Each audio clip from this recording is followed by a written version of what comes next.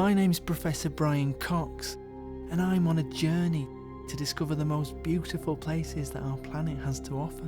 So I've come here to this car park in Bristol to find out how concrete, the raw materials of which were born billions of years ago in the heart of a dying star, is spread majestically. Not as beautiful as The Witcher 3 though, is it? Look.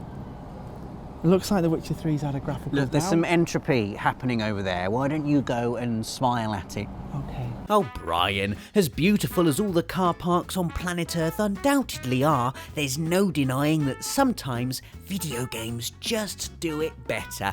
They can take us places we'd never otherwise be able to go, immerse us in forgotten lands, or take real-world locations and sprinkle them with a bit of magic virtual spice. Which is why this week's Friday feature is all about 7 games that are based on real life, but are more beautiful than real life. And we'll start with one that isn't based on real life. Sorry, I know it's cheating, but I'm including The Witcher 3 anyway because A, it is at least inspired by real life, a colourful mishmash of medieval Europe, Tudor-era Scotland and Viking stuff, and B, because at the moment, all my brain wants to do is blurt out The Witcher 3 every time my mouth opens. Do you guys want anything from the fridge? The Witcher 3! It's quite annoying, actually. One thing you can't argue is The Witcher 3 is damned beautiful, especially when the sun dips behind the clouds at sunset and bathes Novigrad's harbour in gentle bronze loveliness. Any game can do a lovely looking sunset though. For me, it's the painstaking detail of the interior decor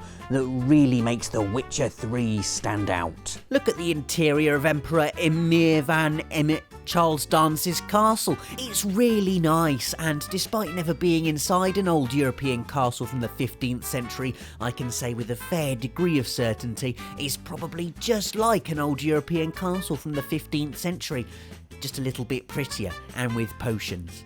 Thanks for indulging my fantasy craving. Now it's time for a game based on an actual real-world location. It's Grand Theft Auto 5. Just look at that. GTA 5's Los Santos perfectly captures the sun-bleached vibrancy of real-life LA, right down to the texture of the tarmac and the fitness fanatics running, cycling and whatever that is on Vespucci Beach. It's just a little bit better in GTA 5 though. Firstly, because downtown is like right there, just a little way off the pier, so you don't have to endure an hour-long death ride in an LA cab to get from one to the other like in real life. Secondly, you can steal a plane in GTA 5 and gawp at the majesty of Rockstar's obnoxiously detailed open world creation from above without having to walk around in it. And lastly, just look at that water. Look how it gently laps the shore. Look how the sun gives everything a sort of detached pearly sheen. Whereas in real life, it's just a bit grey. Come all the way here for this line and it's just really miserable. GTA 5 wins. While that little skit may have taken 10 hours each way, for this next one we're travelling 68 years back in time to 1947 Los Angeles for LA Noire. The gorgeous authenticity of Teen Bondi's post-war city should probably have come as no surprise. Game director Brendan McNamara had previously worked on The Getaway with its near impeccable recreation of London, but the smooth, jazzy atmosphere and the insane level of period detail frequently had us pulling over for a quick 360-degree camera pan. Hey? It's not just the setting that's authentic. What, some of the cases are actually based on real-life crimes that really happened in 1940s Los Angeles. You wouldn't lie to me, would you, Delsin? Of course he's not lying, he's pulled it word for word from LA Noire's IMDb trivia page, the lazy little bugger. But yes, many of the in-game crimes were based on real-life events, which makes LA Noire even more impressive, and that's without even mentioning the uncanny valley straddling motion scan faces. Cole Phelps, traffic. What have we got? A longing to be in 1940s LA that we can never satisfy. Thanks, LA Noire. Imagine if extraterrestrial beings ever visited us here on Earth.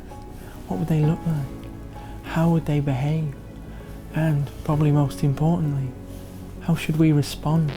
They'd look like bipedal squids, they'd kill and enslave us all, and we should shoot them. I'm not sure you fully explored the full range of possibilities. Shut up, Cox. Have you never played Crysis 2, one of the most beautiful games on PS3? It shows us exactly what would happen if aliens came to Earth for a quick genocidal jolly.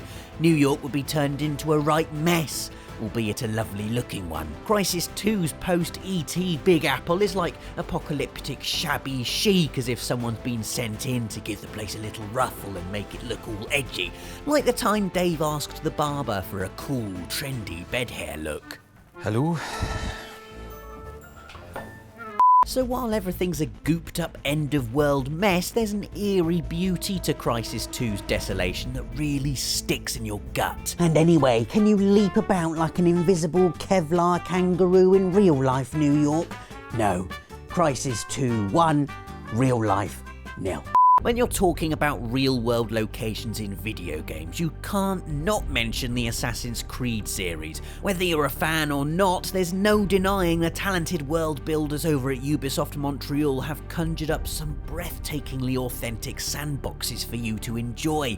Whether it's Crusades-era Middle East in the 2007 original, the wilderness of revolutionary America in Assassin's Creed 3, or the swirling turquoise beauty of the Caribbean in Black Flag. My personal favourite Creed world is that of Renaissance Italy in Assassins 2, however, in particular the two main cities of Florence and Venice. They were so immersive you could almost smell it. The buzzing streets of Florence, the misty canals of Venice, the crisp European sky peeling away from bronze rooftops. A massive gaming habit of mine is to play at snail's pace, drinking in the world the developers have made for me. With Assassin's Creed 2, I was regularly brought to a complete halt, sometimes for upwards of half an hour while I simply perched on a rooftop and watched the sun go down. And then you get to zip about in Da Vinci's prototype flying machine and everything in the world feels wonderful. Well done, video games. Oh, well done indeed. Welcome to Kamurocho, Yakuza 4's outlandish reimagining of Shinjuku's real-life red light district, Kabukicho. While nowhere near as large as some of the other open worlds on this list, Kamurocho is nonetheless rammed with diversions and detail and things you can use to break people's teeth. There's a mad beauty to Yakuza 4's world that, while almost being cartoonish in its ultra-violence, absolutely nails the colourful vibrancy of real-life Tokyo. Although in Yakuza 4 you get to go around as a handsome loan shark with a heart of gold who's really good at kicking people who owe him money. Or make prison escapee Saejima have an epic fight with series legend Kiryu on a lovely beach. Or watch this insanely cool shootout in a bar, which is like something ripped straight out of a Tarantino movie. It's achingly stylish, and playing it made me feel like this, despite the fact I looked like this. Last up, we've got infamous Second Son on PS4, the game that turns Seattle, one of the coolest cities on the planet, into a jaw-droppingly beautiful open-world playground you can then shoot to bits with fire and or concrete. As one of PS4's first AAA titles, Second Son was a real graphical showcase, and to this day still holds the Pearson Award for Best Puddles in a video game. All flippancy aside, when you climb to the top of the iconic Space Needle and take in what Sucker Punch has made, you can't help but be amazed. Yes, you've drawn a picture of yourself as actual Delsin Rowe from infamous Second Son, but you can't draw for... You've drawn this. You, a stupid badger puppet, have somehow picked up a pen and drawn this and had it framed. Get out! Real Delsin is way cooler anyway, and his beautiful open-world shooting gallery is endless fun to muck about in. If you can think of any more gaming worlds that rival their real-life counterparts, then stick them in the comments. There's no Friday feature next week as we'll be off at E3, bringing you tons of videos from LA, so make sure you subscribe for that, and leave us a like too, because that would just be nice.